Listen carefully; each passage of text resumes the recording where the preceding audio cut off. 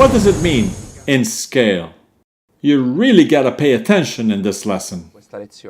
And in the next ones, because we explain fundamental elements that you will always find for the rest of your life doing the producer. To help us, as with the synthesis we called our friend Bob Moog, here we call our friend Mozart, who will accompany us through the musical theory journey. So first question we ask ourselves, what is a scale? Let's begin with the first concept. Every note has its scale. First big concept. We have the scale of Do, we have the scale of Re, the scale of Mi. In English, the scale of C, D, E. So C, D, E. And so forth. For whoever doesn't know yet the English notation for musical notes, C, D, E, F, G, A, B, which are La and Si, you have to learn it. Because aside from Italy, or those of you who do classical music, anywhere you work with any international producer, any record label, anyone will speak with the English notation. So, every note has its scale. And as you know, notes in modern music have been coded as 12 notes for every octave. Okay, there are 7 white keys and 5 black keys. We will soon get to know the names, the sharps, the flats, but don't worry about that now. Let's stay with the 12-note concept. And so a scale is composed of 7 of these 12 notes and sound well together. Fundamental concept. In a scale, the notes sound very well together and are usually 7 of 12. Then there are scales that we will see later with particular names, like the pentatonic scale. Penta means 5, and so instead of 7 it has 5, and they sound even better together. Over 7 over 12. Then there are blues scales, jazz scales that have some extra notes taken by chance. But for now, for the simplicity of this first step, the scale is a group of 7 notes that always sound well together, very well together. And there is one for every note, for C, D, E, etc., and also for C flat, etc. For each one of the 12 notes there is a scale. There are some of the other notes that sound well with that note. Now, how do you construct a scale? Here there's a very simple rule. It's a mathematical rule, which is a rule that if we remember the synthesis, and remember that notes are intervals of frequencies, like 440 Hz is A, it has been seen that there are relations between the frequencies that sound well together.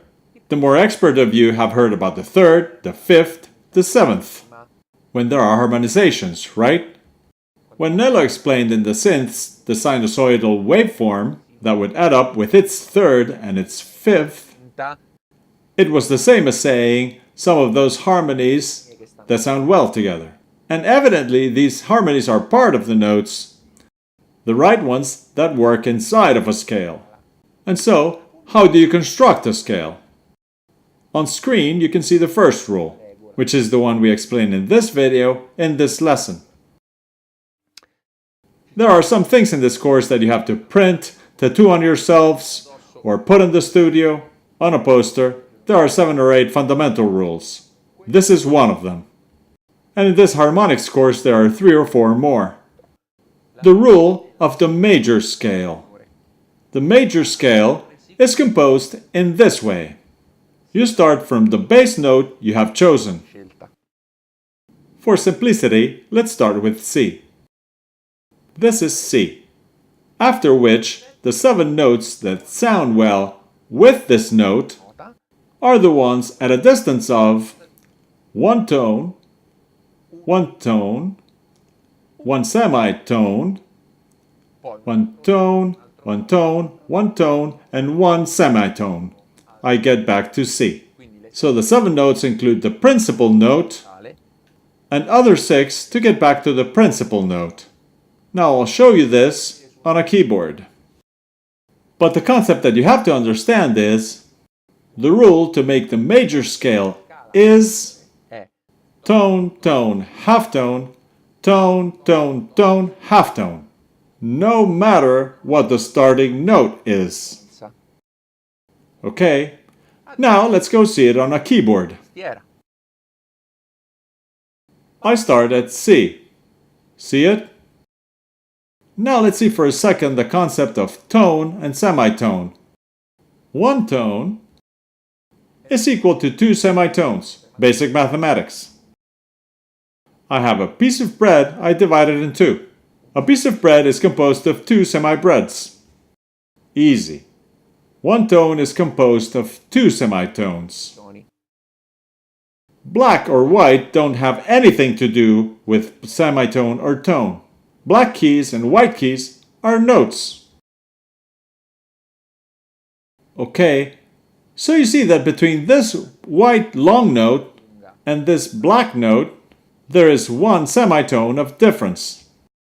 Between this white note and this white note, there is one tone of distance, because there are one and two half notes. For every note, the distance between the notes, and this is the key concept, is one semitone. Between one note and the other, there's a half note, and semitone, same thing. So also between the famous E, between the E and the F, there is one semitone, one half note of distance. It's not that because they are both white, there is one tone of distance. It's a half note. If I now take my rule, the rule of the major scale, tone, tone, semitone, tone, tone, tone, semitone, easy. Two tones, half note, three tones, half note. Okay, it's also easy to remember. See now what I do. From C, I go tone, 1 and 2, tone, 1 and 2, semitone, here, tone, here, tone, tone, semitone, and I'm back in C. Now, whoever has played a little with the keyboards and the little music knows that the C scale is all white keys. But it's not, because the rule is they're all white keys. The rule is tone, tone, half note, tone, tone, tone, half note. That, in this case, they all fall on white keys. So, now we have seen how the scale always maintains the intervals according to the rule. And therefore, if I wanted to construct D major